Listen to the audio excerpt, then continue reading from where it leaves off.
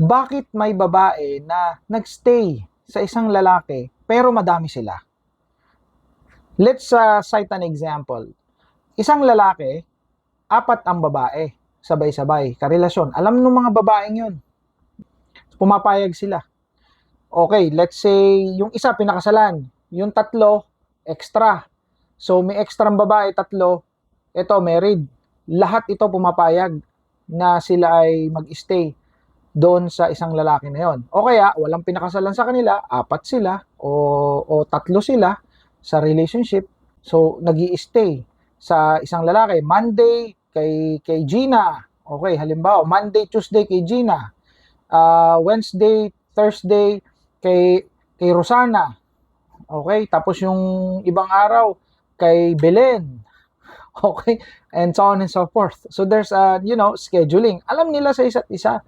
So ano yung dahilan bakit nag-i-stay at pumapayag itong mga kababaihang ito? Basically, isa sa mga dahilan ay ang kawalan ng kakayanan. Kakayanan na ano? Kakayanan sa mga bills, kakayanan sa pagkain, kakayanan sa shelter or sa bahay. Sa madaling salita, yung mga basic needs, yung mga tinatawag na yung first line ng pangangailangan ng tao when it comes to hierarchy of needs. Basically, hindi nila kaya yun. Kasi sa hierarchy of needs, if you will look doon sa tinatawag na Maslow's hierarchy of needs, yun ay pyramid. So, yung pinaka-baseline nun, yun yung physiologic, no? Yun yung basic needs. Shelter, food, mga ganyan, etc. So, hindi nila kaya yun eh. So, ang ginagawa nila, nag-i-stay sila dun sa relationship na yun kasi may supply, may tagabayad ng kuryente, tubig, tagabili ng pagkain, tagabili ng bigas, tagapagbayad ng renta kung walang bahay. Kung may bahay naman, binigyan ng bahay. So, you see, so may supply. So, kaya nag-i-stay sila dyan. Napakadaming ganyan. No? Yung mga tinatawag nilang sugar daddy, yung mga ganyan, no? Basically, mga mayayaman ang lalaki o mga lalaki na ini-stayan ng maraming mga kababaihan. So, that's the reason why. Kung may kakayanan man sila, ayaw nilang magtrabaho. Kaya nag-i-stay sila doon, pumapayag sila na isa sila sa mga asawa. So, yun yung basic na dahilan. Another reason, bukod dyan sa hindi nila masustentuhan ang kanilang sarili, no, ng basic needs, isa sa mga dahilan ay ang pagiging low class ng babae. Mababa yung level ng pagkababae niya.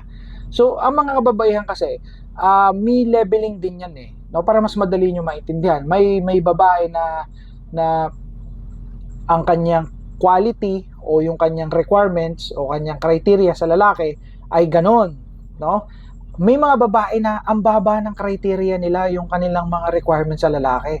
Mapakain mo lang ako, mabigyan mo lang ako ng shelter, ng food, babayaran mo lang ang bills ko. Tapos pogi ka naman, okay ka naman, sarap ka naman. So, okay na sa akin 'yon.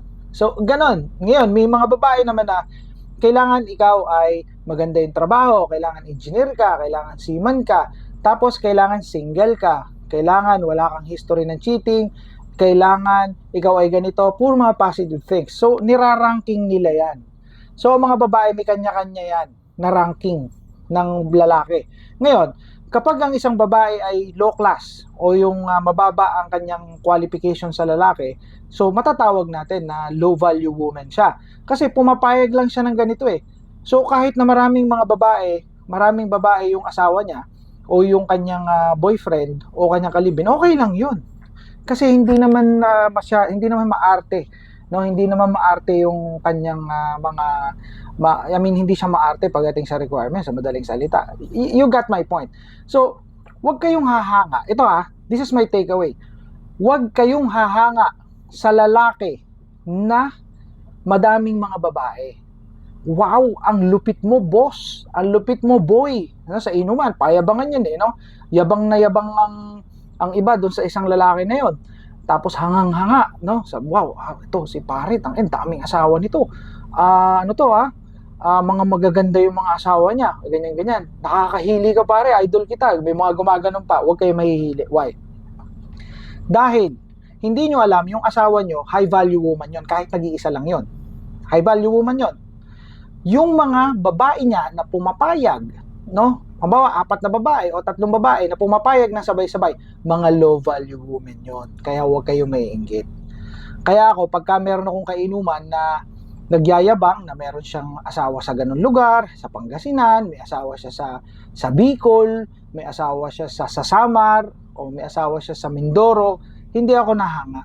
Why?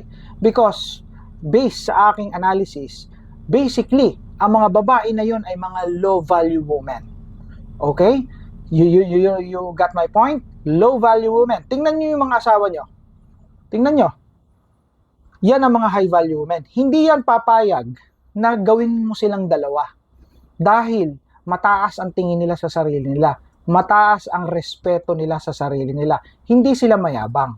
Mataas ang respeto nila sa kanilang sarili. Inuulit ko, yung self-respect ay mataas. Yung dignidad nandun.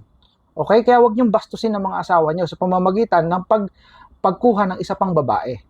Okay? So, yan ang takeaway natin. Clear tayo dyan. Okay? See you in my next content. Bye for now.